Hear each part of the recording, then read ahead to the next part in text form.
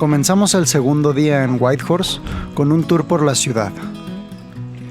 Pasaron por nosotros a nuestro hotel y el primer lugar al que nos llevaron es el Centro de Información Turística de Yukon. Primero nos explicaron un poco de la historia de esta ciudad, donde hay evidencia de las primeras naciones de Norteamérica. Además, en 1897, multitudes llegaron a acampar a Whitehorse por el descubrimiento de oro en el Klondike. Este acontecimiento, también llamado la fiebre del oro del Yukon o de Alaska, fue un periodo de migración masiva de trabajadores a esta zona para conseguir oro. También nos platicaron de la importancia que tiene la naturaleza y la vida salvaje para todo este territorio del Yukon. Y es que en este lugar predomina la vida salvaje sobre la civilización.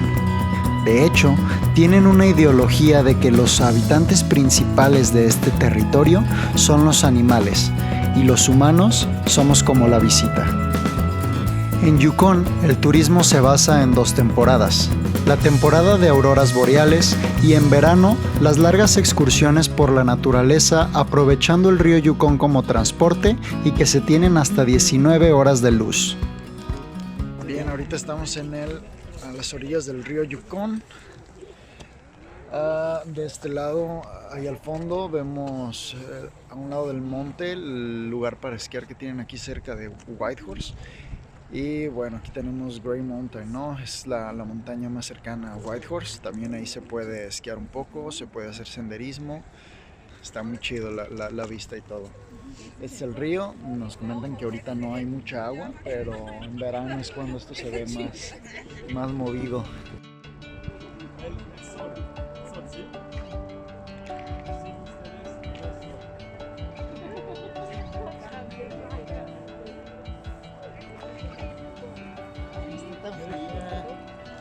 ¿Ah?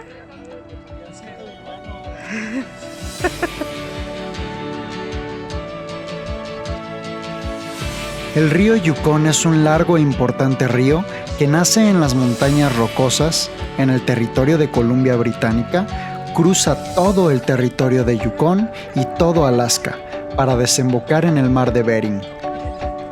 Dato importante es que Yukon en la lengua nativa Wichin significa gran río.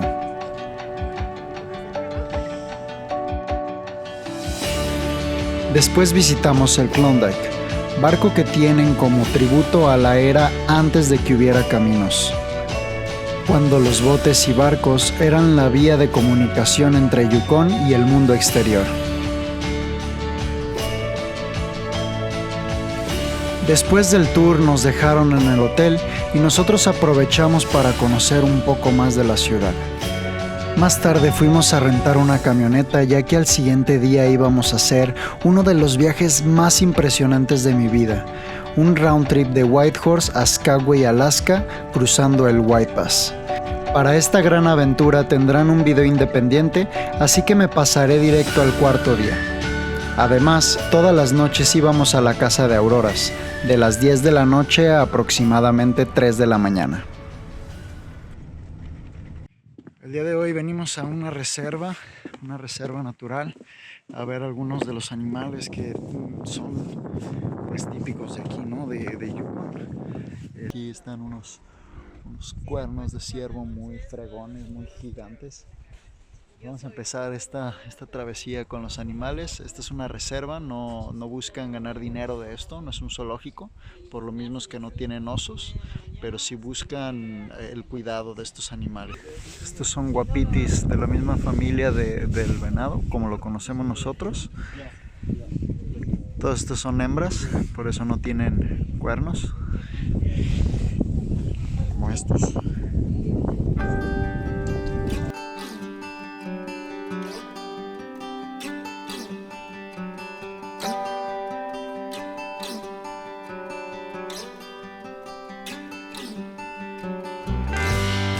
Esta visita fue muy interesante, ya que la mayoría de las especies son muy icónicas de este territorio.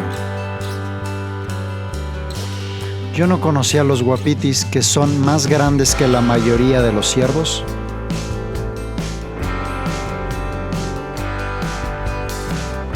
Una de las especies que más ilusión me hacía conocer eran los alces.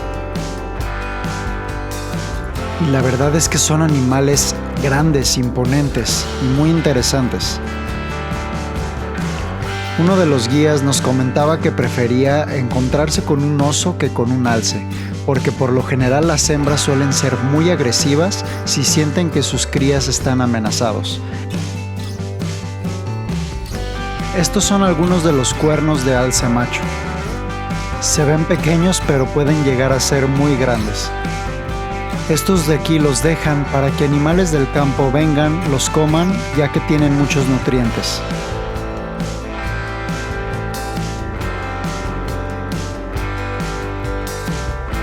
Los muskox son populares por ser un animal prehistórico que habita el Ártico. También son populares por el fuerte olor de los machos. Su nombre, muskox, viene de musky odor, que significa olor a humedad.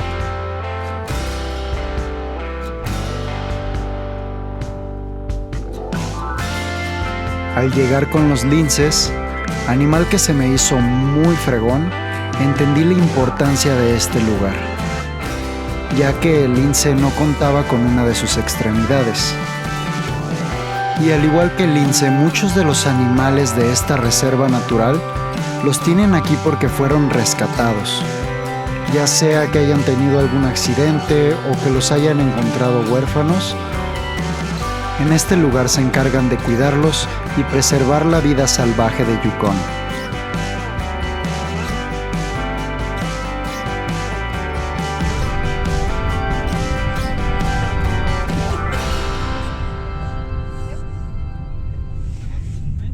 Ahora estamos en Tahiti Hot Springs, unas aguas termales al norte, un poco al norte de Whitehorse. Está muy a gusto. Yo creía que iba a ser más bronca el frío de afuera, pero luego te cambias, luego te metes a la alberca en un pasillo, entonces no hay tanta bronca, no pasas tanto frío antes de meterte. Se siente no muy caliente, seguramente está hirviendo el agua y no se siente tanto por el frío que hace afuera, pero está chido también la experiencia de estar en un clima muy frío y poderte dar un chapuzón, un baño aquí en las aguas termales. Así que pues vamos a nadar un poco. Lo que me temo es que al salir mojado va a estar bien canijo el frío. Por eso no me he querido mojar la cara.